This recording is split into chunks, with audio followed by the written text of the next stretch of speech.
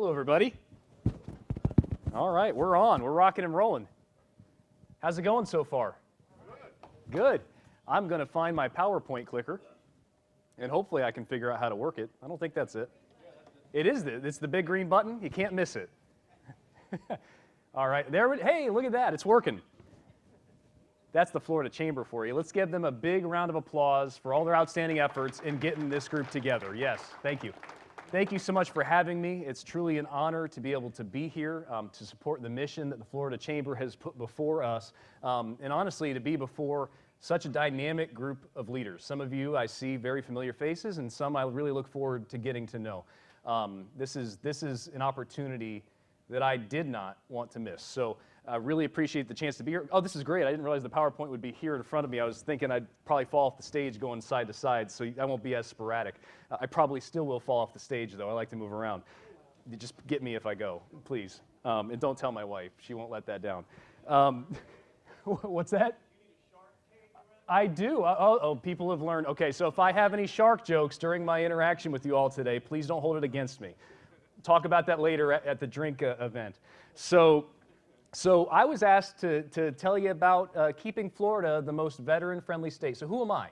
I am the director of the Florida Department of Veterans Affairs. Been in this position now for about 7 months, so it's still pretty new, but I really feel like we're getting our feet under us. Session was over. I was kind of confirmed right in the middle of the legislative session, so that was interesting to say the least. Had a lot of legislative ideas, and the team, though, to their credit, they got to work and they got it done. It was really awesome. We had a great year, and we'll go in more on that. But now, after session, we've kind of been able to get things rocking and rolling. And I think coming into the session 2020, we'll probably, hopefully, knock on wood, have an even bigger year than the year that we just came off on. I also want to take a minute to talk about my boss, the Florida governor, Governor Ron DeSantis.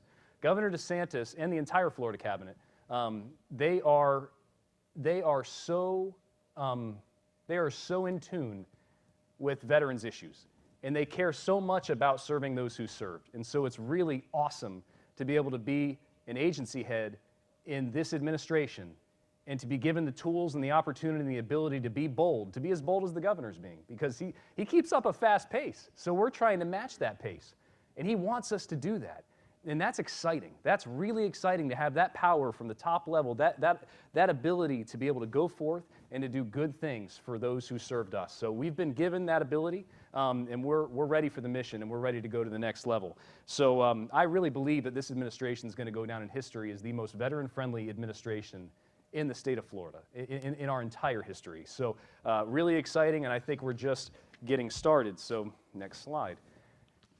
So our mission and vision, we're here to advocate with purpose and passion for Florida veterans and link them to superior services, benefits, and support. We like to think that we are the premier point of entry for Florida veterans to access everything that they've earned, everything that they've done throughout the years and their years of dedicated service. That's on paper our mission and vision, and we like to think we do pretty well at implementing that. Oh, look at that guy. So that is VA Secretary Wilkie. I haven't exactly looked at all these, so I'll be just as surprised as you. Hopefully they're all good. So that's VA Secretary Wilkie. I had the opportunity to meet him in person at the VFW convention a couple weeks ago. That was pretty exciting. He's a great guy, and he informed me of something that I did not know. I knew we were going to become number 2 in the nation for veteran population in a couple of years. We're actually set to outpace California. How about that? Yes! Woo! But did you know that according to some that I've talked to, we may be set to be number 1 in veteran population in the not-so-distant future? I have not verified that yet, but I think that we may be heading in that direction. And with everybody's efforts here, with the state's commitment to serving veterans, I think we can get that done. It's no coincidence they're moving here. There's reasons, and it's because of all our efforts, our collective efforts. So we are currently the nation's 3rd largest veteran population. And you can see the breakdown. We have about 1.5, a little over 1.5 million veterans in the state of Florida, and of that 1.1 are wartime veterans. And really amazing stats. We have almost 150,000 women veterans, about 203,000 retirees. This is big. We have almost 800,000 veterans over the age of 65. So that's a large population of veterans that we need to be there to serve. Veterans, this is a great stat. So, I'm big on return on investment coming from the legislature, as I'm sure all of you are as well, in business. And so for every dollar you spend on the Florida Department of Veterans Affairs, you get $94, okay? And Rob, how are you? You get $94 return on that investment. You really do. And that's because we're drawing down federal dollars through getting veterans connected to their health benefits, their service-connected benefits. So that's freeing up other dollars here at the state level to go to other very important things. So that's a good news story. You don't get to say that too much with government, right? So we're pretty proud of that. Here in the Sunshine State, of that 1.5 million veterans, they represent all generations. We actually have veterans that date back to pre-World War II that are still with us and that we're still serving. We have just about 50,000 World War II veterans, and the numbers I see, it's really sad. We're losing 1 to 2 of those a day per our census, and so it's really kind of heartbreaking. Obviously, the greatest generation, just such an inspiration, and really one of the reasons that I believe that I decided to want to go into the military, and I think many of our post 9/11 veterans decided to go in because of their example in small towns like mine where I grew up. We have about 124,000 Korean War veterans. This is a big number. We have 519,000 Vietnam veterans, about 188,000 Gulf War, and 177,000 post 9/11 veterans. And I want to zero in on that real quick because I believe, based on what I've seen and what we've been told, that we are one of the largest, one of the areas where post 9/11 veterans are moving to the most, and that's the I-4 corridor. Actually, we've micro-targeted it to that Central Florida area. So we got to key that in because these veterans, they're just starting their lives. They're just getting out of the military. They're, in a lot of instances, just starting their families, their careers. They're looking for a place to land. And so we want to be that landing pad here in the state of Florida, and I think we are, and there's still more we can do. So who we are as an FDVA, just briefly, the blue boxes are our veteran nursing homes, which I'll talk about a little more in a minute. We're very proud of those. The red boxes, the 3 red boxes, are our offices. We have a Tallahassee-based office on the 21st floor of the Capitol, so when you're going to the top of the Capitol and you're going to look at the beautiful overview of the city of Tallahassee, just walk down the flight of stairs 1 flight and you'll see us. And we're right with the National Guard and you can say hi. That's an order. So we'd love to see you. Then we have 2 offices in Pinellas. And if there was a box for my home, is maybe just like an hour to the right of that in Pasco County in little old Zephyr Hills, the city of pure water. I hope everybody's drinking Zephyr Hills water here. I know I don't get paid to say that. I'm just proud. So the red box on the top in Pinellas is our FDVA headquarters. So when I was asked to consider if I'd take the position, I remember the first thing I said was just intuitively, I don't think I'm in a position to move. Love Tallahassee, but my daughter's starting school. This is home. All my family's here. And they're like, that's great, because they're located in Largo. It's like one of 2 state agencies that aren't in the Tallahassee region. I said, no kidding. So that made the conversation a little more interesting. So the box below it is actually Bay Pines. Bay Pines is one of the biggest VA facilities in the state of Florida. It's been there a while. I think it was there before Haley. And we actually have our benefits and assistance team located in that box. So they're close together, but they're strategically located because the VA's benefits and assistance team is also in there. And that really creates great lines of symmetry. Who we serve. So we serve veterans, like I said, dating back to I'm getting ahead of myself. I've given this too many times. We're serving veterans that date back to pre-World War II, and that makes up every branch of service. The Division of State Veterans Nursing Homes. So this is something we're really proud of. Currently, we have 6 veteran nursing homes and 1 domiciliary, and we're about to open 2 more. We're about to open up 2 more homes. So these homes, you have to just be honorably discharged, have a Florida residency established prior to admission, and you need a certificate of need from a VA physician stating that you needed that level of care to be able to be admitted into the home. So really, not a whole lot in terms of requirements from the application's perspective. Any veteran that meets that criteria is eligible. The problem is the wait list and the working list. So we have a working list and a wait list. The working list are the people that still are working on their applications. Maybe they submitted them. It's not totally complete yet. The wait list is pretty extensive. I think every one of our homes has a wait list, and that's because each home, as those that are more familiar with nursing homes than I am, because I'm learning them as I go, we have about 120 bed capacity. And we currently have an identified, so that, as it stands right now, we have about 720 beds between all of our homes. We're about to open up 2 more, so we're gonna have just under about 1,000 beds, which is great. However, we've been identified by the VA as having a critical need of 4,000 beds as it stands today.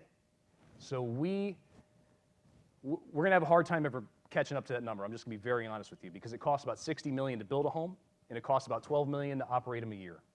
And so I'd like to be able to stand here and tell you, hey, we're going to get there. But without some additional efforts, without some additional funding and lines of effort, it's going to be very tough. And it's going to become even harder soon, because that 519,000 number with the Vietnam veteran population, they're not maybe there yet.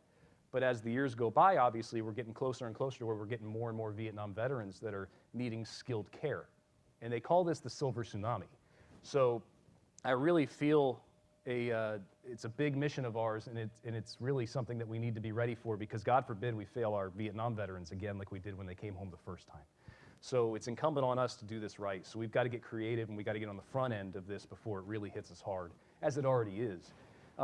So what are our new homes? Artie Copus is our state veterans nursing home coming in Port St. Lucie. Anybody from that area? No? All right, cool. But it's a great area. We love Port St. Lucie. So that's the Copus home. It's an overview over about 30 acres, located off I-95 in Port St. Lucie. Great area if you want to visit it. 120 beds, about $60 million to build, and it should be completed sometime in early 2020. So we're really excited about that home. Then we have our Lake Baldwin home. This is unique because usually we don't build two homes at once, but the reason we did this was because Big VA, the US VA, they went ahead and had an old facility that's next to the old VA clinic in Lake Baldwin. If anybody from that area, Lake Baldwin, Orlando, all right, we have some. So this facility was given to us by the VA. And so we had an opportunity to renovate something for about $8 million, $9 million and some change. And that's why we decided, absolutely, we can't miss this opportunity. So we're really excited about this home and what it's going to bring to bear for the Central Florida area. So I guess that talks about it right there in a better than I did. So we took ownership in August 2018, and we're hoping to open this sometime in 2020. As you all know, we all watch HGTV, right? We all go through house renovations. You think you know your plan, and then you discover things maybe you didn't anticipate. So that's obviously happening like any other renovation here. We find things along the way. It's like, oh, we got to make sure this is right, and that's right. So we're regulated by a lot of people. We're regulated by the VA. We're regulated by ACA. So we have a lot of I's to dot and T's to cross. Notable achievements. So we have achieved a lot in our short existence of 30 years, and Veterans Treatment Courts is a big one. In 2012, we got the authorization to stand up some Veterans Treatment Courts in the state of Florida. They've done really well, and we're working on efforts to expand those and to uniformly expand those. Florida Purple Heart Day, early course registration, giving priority course registration to military spouses and children of military operators here in the state of Florida. College credits for military training. Big on this, so this is huge. We have things that we do to give credit for veterans who have MOS training, and if they're going to school for something that marries up with that, we can find ways to match that up, but I think we need to find ways to expand that. So the Florida Veterans Hall of Fame Council, we just had our council meet. I believe they stood up in 2012. We just had our council meet last Thursday. Last Thursday they were in Tallahassee, and they kicked off. They identified a batch of candidates for this coming year, and we're working through those packets right now, so that's kind of exciting. The Florida Veterans Hall of Fame is unique. I think a lot of states have them, but it's kind of unique because you obviously have to be an honorably discharged veteran. However, it's really based on what you've done to contribute to the state of Florida, to your communities within the state of Florida after service. So yes, there's that service component in the military, but whether or not you're inducted into the Hall of Fame is actually based off of what you've done for the state of Florida after service, which is kind of neat. Business license fee waivers, we work closely with DBPR, and Secretary Halsey Bashir is a former colleague of mine in the House, doing a great job, and we are identifying existing benefits for veterans who are wanting to stand up a business, and we're also looking towards future benefits, ways we can expand that and make things more incentivize veterans to try to create veteran-owned businesses. We have a lot of specialty license plates. I have one on my car. We do outreach and branding and competitive pay adjustments. I'm going to jump to that actually. That's a big one, and that's one we're going to have to work on. I'll be talking to you soon, Representative Ponder. We're going to have to work on competitive pay adjustments for our clinical staff. Our CNAs, our nurses, our LPNs, our dietary are not paid what people are paid in the civilian workforce, in civilian nursing homes. And it's causing us to have a very difficult time trying to maintain retention, recruitment, and hiring. And so we really have to get that right. And so that's going to be a big line of effort for us this coming session. Strategic planning focus. So where are we going? What are we looking to do? Suicide prevention. To me, this is issue number one for the coming year. This is a crisis. This is a state of emergency. 1 in every 4 suicides nationally is a veteran. Did you know that? 22 a day is the number that we know of. Might actually be a whole lot higher than that. That's just what we know of. This is truly a state of emergency. The President of the United States has recognized it as such in his executive order, which established the Prevents program. And so from that, we as a state are looking to find ways that we can lead the charge locally and try to help combat this crisis, how to help stem the tide of veteran suicide. Crisis Center support is a big part of that. So we have like the Crisis Center of Tampa Bay, we have Mission United. They're doing all those organizations are doing amazing work throughout the state of Florida to try to, and I know Mission United's in this room right now, so thank you for all you're doing.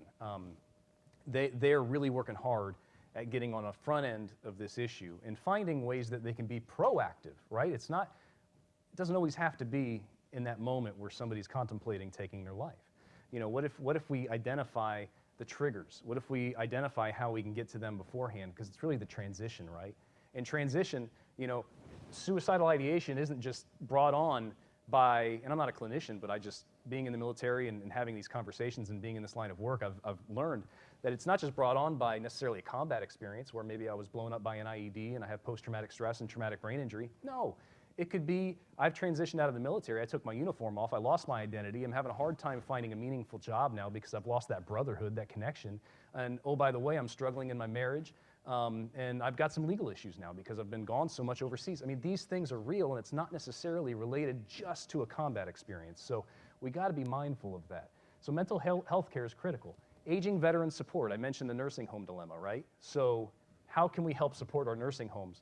And maybe how can we help make our nursing homes kind of like, not a last line of effort, but maybe something in between that helps maybe get some people the treatment and the care and the attention they need without having to go to a nursing home, and maybe keeps them at home, which is arguably, as many would agree, is better health outcomes if somebody can remain at home with their families, with their friends. Adult day health care may be that solution. Actually, Big VA is already looking at that as an alternative to the nursing home model because I think they see the same thing we're seeing. And so what we're trying to do is work in tandem with VA and identify adult day health care facilities within the state of Florida. We're already in the process of doing this. And it's great because these are places where aging veterans go during the day. They have great interaction. They get the care they need. And then they have transportation provided to and from. So it's actually really good for the caregiver. So yeah, this is one way, only one, but there's probably others that we can really help support our aging veteran population. We need to educate people on benefits, what they're eligible for. We need to really get out there as an FDVA and help people understand what we can do for them, and I'll talk a little bit more on our efforts to that in a minute. Transitional services, I just touched on that. Transportation, we're working with counties to try to identify through their transportation modalities how we can get veterans connected to that, and wellness is really a whole picture thing. It's not just one issue, as you're probably already well aware of, it's many facets. So 2019 legislative successes. I get really excited at this point. So we've had some really awesome success this past session. And you can see this is a picture taken at USF, the University of South Florida, at the bill signing of two of our veterans' bills, the Honor and Remember flag, as well as the Alternative Therapy Bill. And what are those? Well, I'm really excited to talk to you about this one because the leader on that is sitting with you right here. You heard from him earlier, and that's Representative Mel Ponder. He sponsored in the House HB 501, and Senator Tom Wright from the Space Coast sponsored in the Senate, and this was a pilot program that focused on providing alternative therapies to veterans with post-traumatic stress, traumatic brain injury, and actually also, this is really important, military sexual trauma. That is a big issue. I'm a JAG in the Army, if you didn't know, and my role as a JAG is actually to be a special victims counsel. So I represent victims of sexual assault in the military. And I've got several clients. I was actually working on a lot of them on my way up here. And what we are is an advocate directly assigned to the victim. And we help advocate for their needs because, believe it or not, oftentimes the prosecution it's not always aligned with what the victim wants. You know, they're out for justice. Their mission is justice, and the victim may want justice, but they may need other things too. In the defense, obviously, that's not typically aligned either. So we have been established by Congress to serve as that person that represents the victim and helps them through that process and gets them connected to services they need, and also is their zealous advocate, as a lawyer is supposed to be. So that military sexual trauma is a really big issue, and it's really important that this is, and thank you for including that, Representative Ponder. This bill allotted $200,000 to the University of South Florida to treat post-traumatic stress, traumatic brain injury, and military sexual trauma by providing alternative therapies. We've got 5 therapies identified. Those therapies are music therapy, equine therapy, accelerated resolution therapy, hyperbaric oxygen therapy, and canine services. And that's not all therapies, but like anything, you know, sometimes you got to zero in on a target and you got to try to expand it as you go and prove its merits and success. And that's what we're trying to do here. So hopefully we'll continue to be able to grow this, serve more veterans, and cover down on the VA mission. And that's really how states can be involved. And so this is just great. Thank you so much. Let's give them a round of applause for pushing this. This is awesome. And it says right there on the graphic, I'm going to have to thank my graphics team because it's awesome. It's true. We are now a national leader in alternative therapies for Florida veterans because of Senator Wright and Representative Ponder's efforts. As an FDVA, we were so proud to support this. This is something that's near and dear to our hearts and something we've been wanting to do for a long time. So Florida has the most comprehensive approach to how we can support and prevent and treat post-traumatic stress and traumatic brain injury. HB 427, another very important bill, very symbolic, but nonetheless very, very meaningful. It's a lot like think of it like the POW flag in the sense of how it's flown.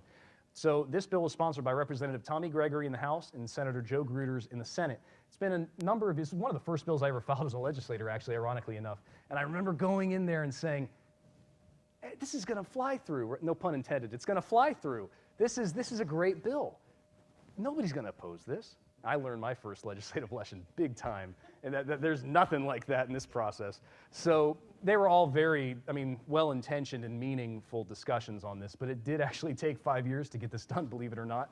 We just got it done last year, no fiscal to it. It's discretionary to fly, but it honors Gold Star families and fallen service members. So really a very special flag. We can never honor them enough, and it's our state's emblem to honor the service and sacrifice of not just the service member, but also the family members that were left behind. So this is truly a very, very, very meaningful achievement by the state.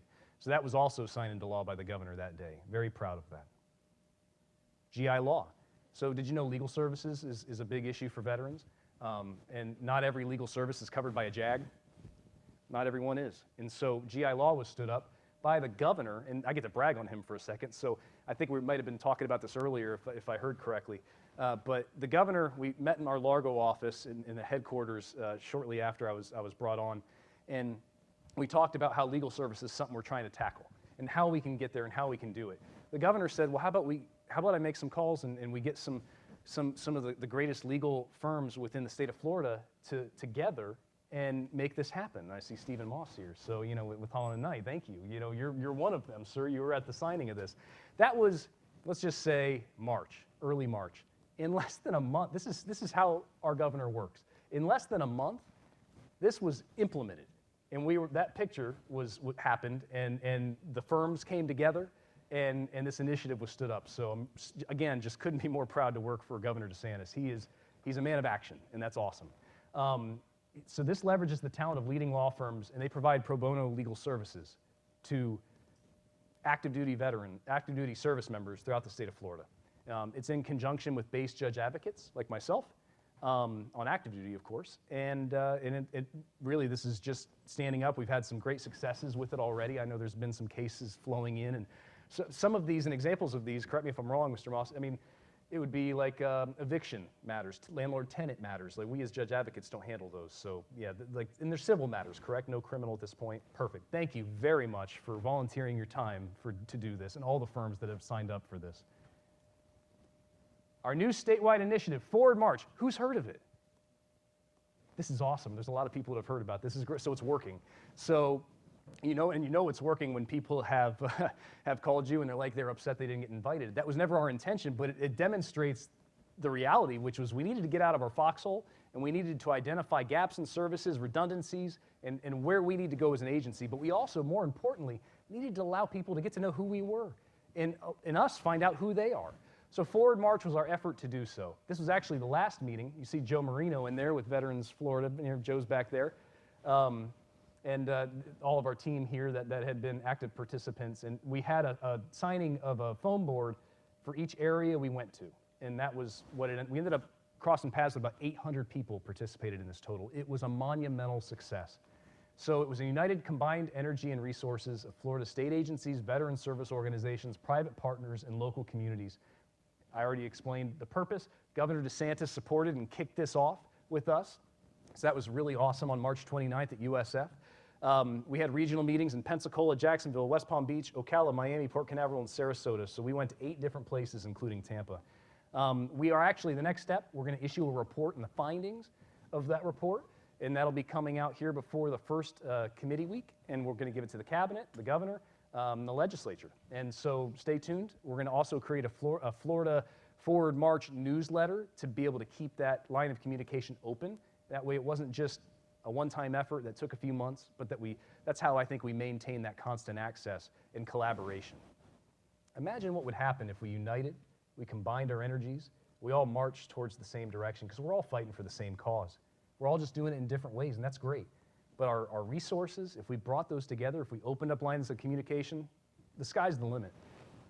These are our social media platforms.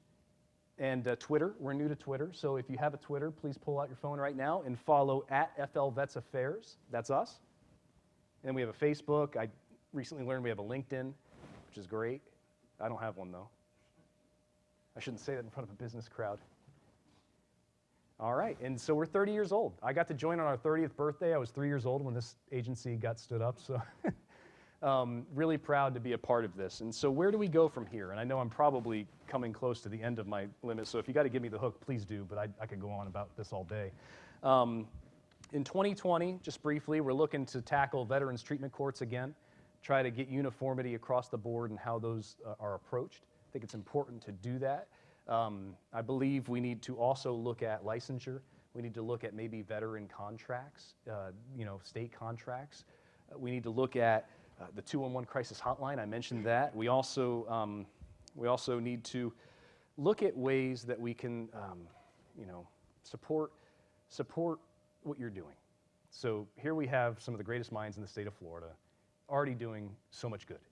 We don't need to reinvent the wheel at the governmental level, and we don't need to try to compete with that. We need to try to support that. We need to try to help you as you help serve veterans and give you the tools that you need to hire veterans. Maybe we need to streamline the licensure process. That's things we can look at. So I look forward to that conversation. It's been a lot of me talking, but I actually want to hear from you if you have any burning questions or maybe just things you want to throw at me for us to work on as we move forward. But I think the key takeaway, and I can't claim credit for this, but I say it everywhere I go, is we need to stop looking at veterans as just a responsibility, but instead as an asset, because that's what they are, especially in the workforce. You have some of the most highly trained individuals in the world that have touched everything you can ever think of that's out here in this civilian workforce. Why wouldn't we want them? We need to break that stigma that a veteran is broken, because it's not true. It's not true. We need to encourage, support where we can, and I know everybody in this room is doing that. So if we can all work together towards that end, then I think we'll see some great things coming down the pipe. Thank you for all you're doing. Thank you for listening to me. I'm here for questions. No questions off limits, so I'm ready. Fire away. Yeah, thank you.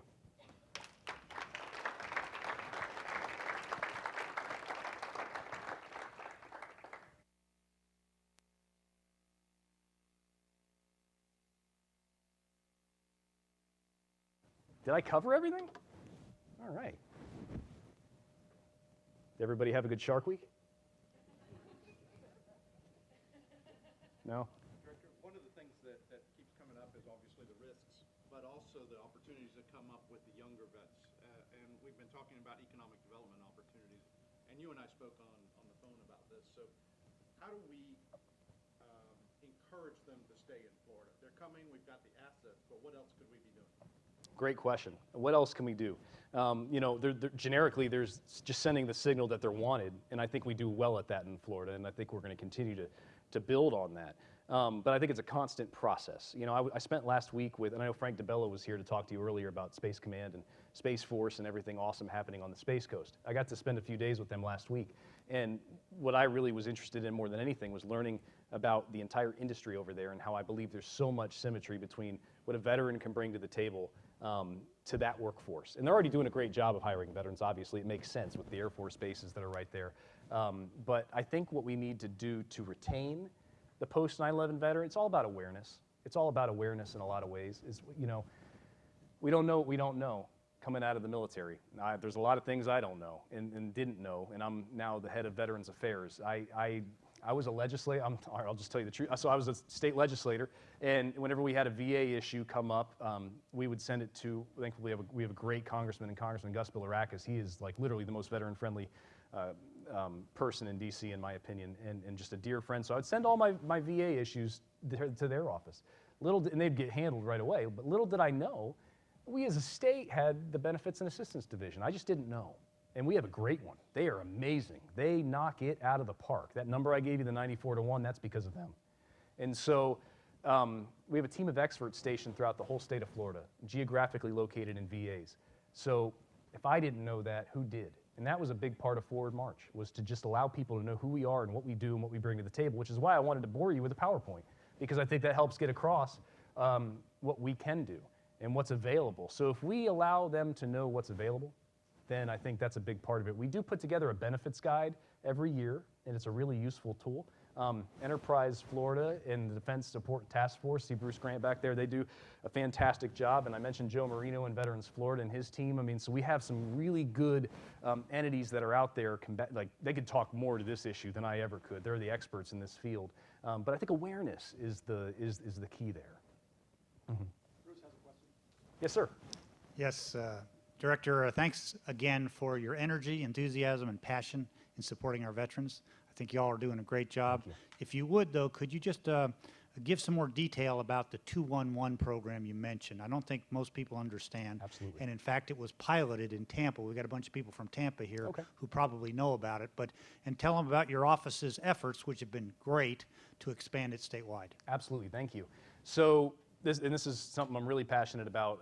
I actually, as a legislator, again, had the bill that was trying to help take it statewide when I was in the House, and there's some funding to it initially, so I mean, just like anything, that can kind of get tough, and so we just haven't gotten it quite there, but this is a great news story because FDVA before me, as well as the Crisis Center of Tampa Bay and some other 2-in-1 networks really worked hard to try to expand it outside of any legislative capacity. And they've done that, essentially. They've worked hard to secure grant money from big VA in the tune of about, I believe, $1 million. I may be off, but I think it's $1 million. And we also were able to, as the agency, not me, were able to help with DCF and get some opioid funding money from the opioid lawsuits. And so that money has flown in. The thing is, that's temporal. So we need to find a permanent fix to make sure that this hotline is expanded and remains expanded across the state. What does it do? So this hotline is a dedicated 24/7 line that a veteran can pick up the phone, dial 211 or 1-844-MY-FL-VET and say, I'm a veteran in need. Let's just talk to the suicide issue. You know, I'm thinking about taking my life. They're immediately connected to a veteran, another peer on the line. And for veterans, that's critically important, to be able to have that peer-to-peer connection. Somebody that they perceive and probably does understand what they've gone through. Understand what it's, at the very minimum level, the base level, understands what it's like to put on a uniform and, you know, go to stand at a formation. I mean, just whatever it takes to build that rapport. It's a big part of it. And so that's the biggest, most critical point to the expansion, is making sure that we can expand veterans in that space to be able to connect with somebody who may be having, you know, a very tough time in their life. And it's open to military families as well. They can call in. So it's really, it's an unbelievably successful model, and that's why we want to make sure to take it statewide, because it pretty much is deterring every suicidal attempt or contemplation that's coming their way. It really is. I'm not doing a great job explaining it, but it is, in my opinion, the most successful way that we can try to tackle this. United Way has a lot of 211s already under their umbrella, Mission United, which is fantastic. So we're trying to find a way to harness these efforts and to create one line of effort to the top, from top to bottom, where a veteran will know, hey, and this is again to the awareness part, how many veterans out there know, gosh, I'm struggling, I need to call 211. I don't know that I would, you know, so that's what we have to make sure. And that's not a knock on anybody, that's just a reality. Again, veterans, there's so much out there, sometimes veterans just don't know. So any way the FDVA can help get that out there, we're gonna do it. Next question? Yes, sir. Hey, Director, just a question regarding the veteran population here in the state of Florida. I noticed that about a third of the total veteran population was the cohort from the Vietnam era. I wonder, was there something deliberate that took place that attracted that group to the state of Florida? They tend to disperse, and it just stuck out to me. I had a conversation earlier in the back with Joe about that, and just seems that something was welcoming. Maybe it was resources, or there was a cultural shift towards that group, but something had to have taken place. If you guys taken a look at that, maybe you can elaborate. Yes, sir. I think it was the sunshine.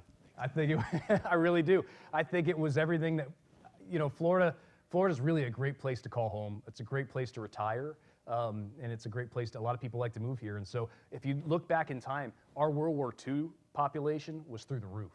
And so as our numbers as a state population are going up, the total number everywhere is actually dropping. And that's because we're obviously losing so many of our World War II veterans are gone. So I think that we see such a high number in the Vietnam era because A, there was a draft, and that was the last time we had that. And so that is a unique situation that brought in a lot of people into the service. And B, I really do think that Florida is just that. It's a low-tax state. It's got a great economy. It's got a lot of opportunity. There's so much to do here. And the weather's fantastic. So I really do attribute a lot of that. I'm not saying there weren't efforts collectively at the state level to do some good things, but I think that overall that probably had a whole lot to do with it. But we got to learn from the past, right? So that's actually a great point. Were there things we were doing as veterans in the Vietnam era were transitioning out that brought so many of them here? Good question. Maybe we need to look into that. Yeah, absolutely. Thank you all so much. Thanks for what you're doing. Appreciate it.